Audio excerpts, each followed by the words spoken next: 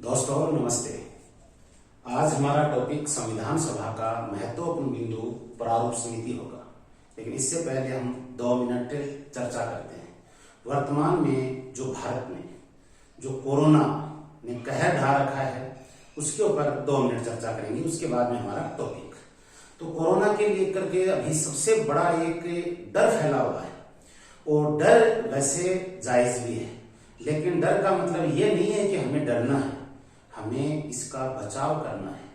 और इको बचाव को सीधो सो घरेलू नुस्खो एक ही है, अपन घरा रहना है, अपन घबरानो नहीं है, अपन कोरोना को इलाज करनो है। इलाज के लिए अपन सब पहलो इको एक ही उपाय है, अपन घरा रहा, इन आपा अड़कम न लिया, वरना बहुत बड़ी समस्या हो जाएगी। जगह घरा कोरोना हो रहा है, बाने की वास्तविकता को बेरो है, आपने लिए खेल हो सके है। लेकिन आज पिछली बार जो कोरोना था, कोई भी गांव में, पड़ोस में, रिश्तेदारी में, साथ हम कोई भी कोरोना पॉजिटिव बना हो। अब की बार गांव कंटेनमेंट जोन मारे है, जबकि स्कूल है वो गांव भी कंटेनमेंट जोन मारे है, मारो पड़ोस है बठे लगभग कोरोना पॉजिटिव ही, साथी ही, रिश्तेदार ही, अत्ता जना कोरोना पॉजिटिव आ रही की विश्वास को नहीं हो रही। लेकिन अपानी के करना है, अपानी के लिए विशेष तो बचाव करना है, बिल्कुल ही घबराना नहीं है, बिल्कुल डरनो नहीं है। अपन अपनी इम्यूनिटी बढ़ाने के लिए पहले अच्छो खानो है, एक अपन योगा वगैरह एक्सरसाइज वगैरह करनी है, और बिल्कुल भय से मुक्त रहना है।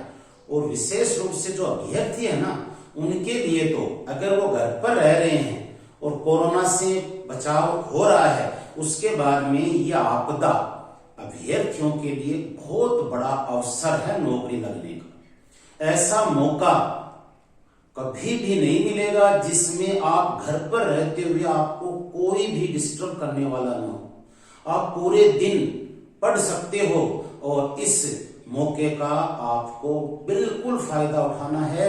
आप ये मत सोचना कि अब हमारी पढ़ाई नहीं हो रही है, एग्जाम आगे हो गई, एग्जाम आगे हो गई। ये तो बहुत अच्छी बात है कि एग्जाम आगे हो गई, अब तो आपका सिलेक्शन और मजबूत तरीके से और बेहतर तैयारी के साथ आप अपने सिलेक्शन की दावेदारी करनी है। तो आप सभी इस बात से घबराएं न, कोरोना का ध्यान रखें, लापरवाही न बरतें कि कुछ नहीं है। कोरोना का प्रभाव बहुत भयंकर है, लेकिन बचाव रखते हुए पूरे दिन पढ़ाई करें और इस बार सिलेक्शन को सुनिश्चित करें।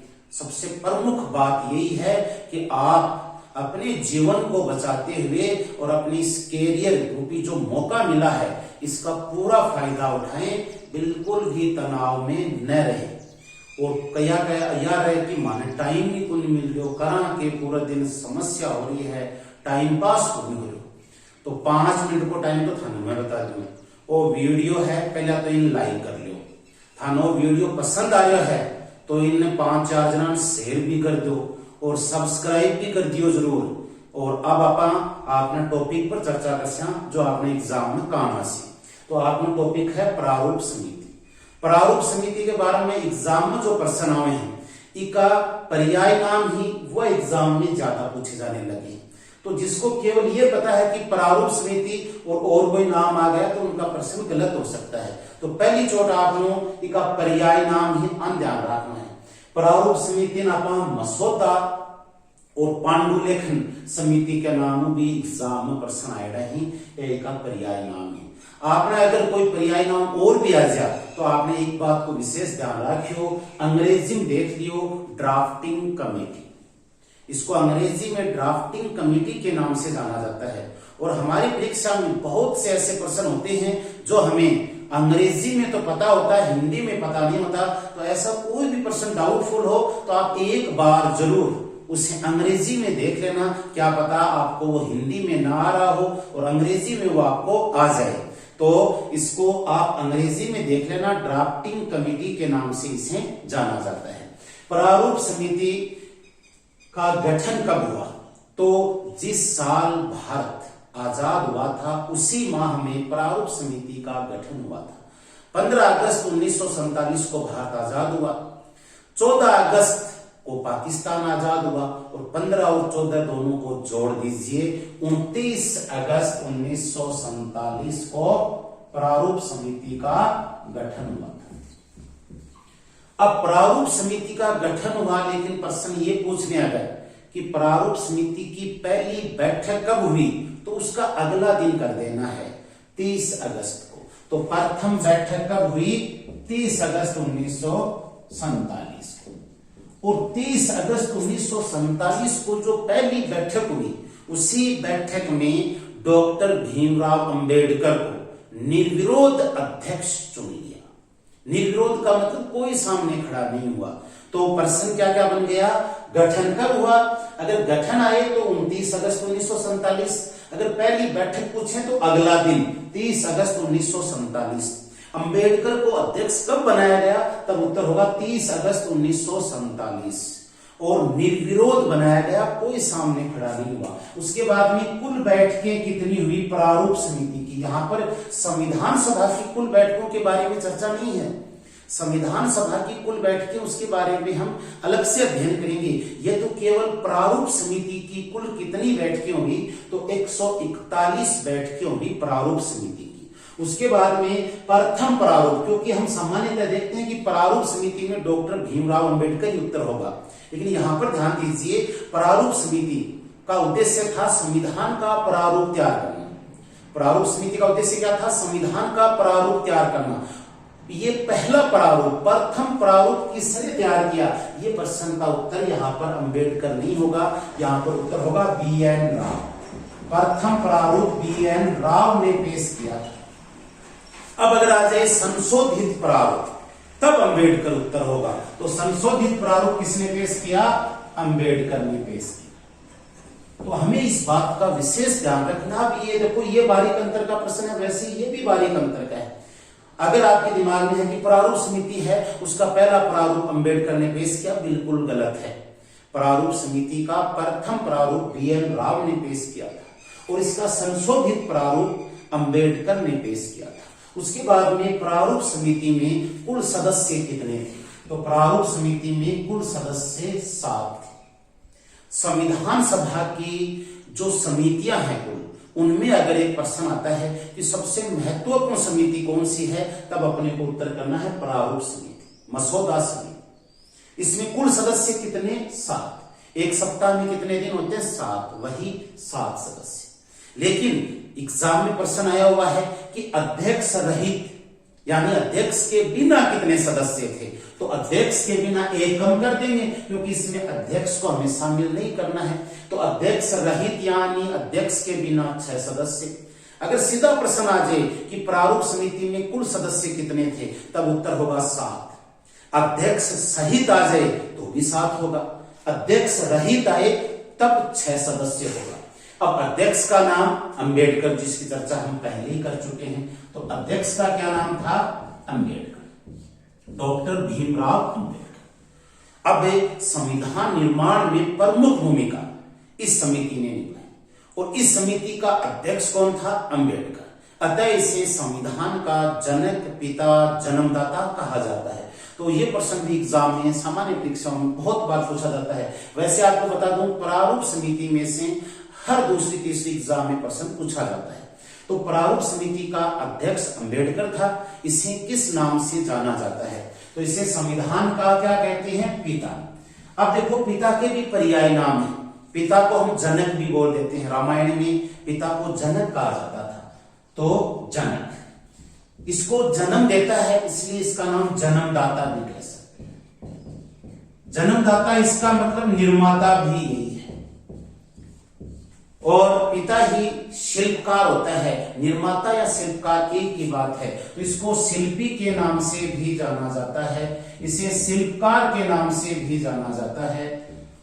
और एक इसे आधुनिक भारत का मनु कहते हैं। अब इसे आधुनिक भारत का मनु भी कहा जाता है। क्यों कहा जाता है? क्योंकि अपने प्राचीन काल में और अपने भारत में प्रथम जो विचारक बोल दीजिए या मनुष्य की उत्पत्ति किससे हुई? मनु से हुई।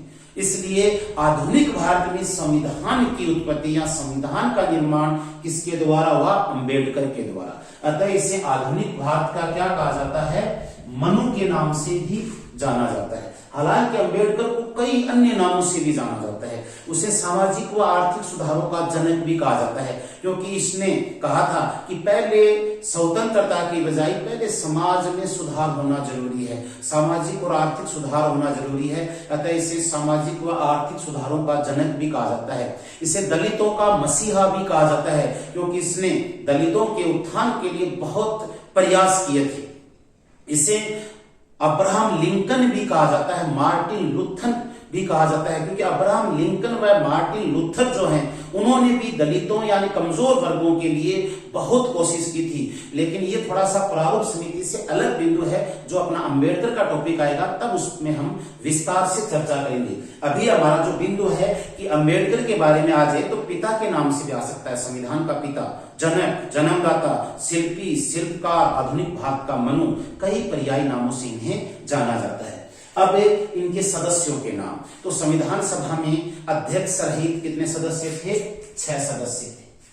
तो ये 6 सदस्य कौन कौन थे? क्योंकि ये महत्वपूर्ण समिति है तो एग्जाम में पूछा जा सकता है। तो इसमें 1 नंबर सदस्य BL Mittal, 2 number DP Khetan, 2 number सदस्य कौन? DP Khetan, 3 number KM Munshi, 4 number Mohammad Saadulla, 5 number Gopalaswami Ayyangar, और 6 नंबर जो अंतिम है वह कृष्ण स्वामी अय्यर। अब ध्यान दीजिए, अभी तक हमने जो पढ़ा है उसमें ये 6 सदस्य हैं। इसको थोड़ी सी हम अपनी भाषा में याद करते हैं, क्योंकि रटने में तो फिर भूल जाएंगे। तो सही जो पढ़ाने का जो सही तरीका होता है, एक शिक्षक में 3 जो गुण है वो अवश्य होने चाहिए अगर वो पढ़ा रहा है। सबसे पहला तो उसमें संपूर्ण सामग्री एक साथ होनी चाहिए, चाहे वो नोट्स के रूप में हो, चाहे वो ऑफलाइन क्लास के रूप में हो, चाहे वो ऑनलाइन क्लास के रूप में हो। एक शिक्षक जो भी बिंदु पढ़ा रहा है उससे बाहर अगर प्रश्न आ रहा है तो वो सभी का गलत होना चाहिए। ऐसा नहीं है कि वो लगभग को आ रहा है, उस शिक्षक ने उसे पढ़ाया नहीं। तो एक तो संपूर्ण सामग्री एक जगह होनी चाहिए। फिर 2 नंबर प्रभावशाली शिक्षण होना चाहिए। लेकिन प्रभावशाली शिक्षण के साथ साथ 3 नंबर जो बिंदु है कि जो भी शिक्षक के पास जो ज्ञान है उसे विद्यार्थी तक सरल शब्दों में कैसे पहुंचाया जाए, इसके लिए मेहनत करनी पड़ती है कि वो आसानी से उनकी याद रह जाए। वरना तो किताबों में सब कुछ लिखा हुआ है, लेकिन किताबों में सब कुछ एक साथ नहीं लिखा हुआ है। आप अगर 10-15 किताब लोगे तो किसी में कोई सी चीज नहीं है, किसी में कोई बिंदु नहीं है, किसी में कोई बिंदु नहीं है। आपको एक साथ मिल जाए, समय की बचत हो जाए, आपको आसान शब्दों में मिल जाए, आपकी याद रह जाए, बस ये इसमें मेन होता है। तो अब इसको हम जो 6 सदस्य हैं उनको अपनी भाषा में याद करते हैं। देखो, आपने मित्तल है, मित्तल नाम सुना होगा, चूरू में उद्योगपति है बहुत बड़ा, और बड़ा बड़ा उद्योगपति हुए, वे कह रहे हैं बड़ा बड़ा फार्म हाउस भी खरीदे। आपने गांव मन खेत बोल दी, शहर मन फार्म हाउस बोल दी। तो मित्तल कह रहे हो खेत लियो, खेत में खुद तो काम करो को नहीं, तो के रखो खेत में मुंशी रखो।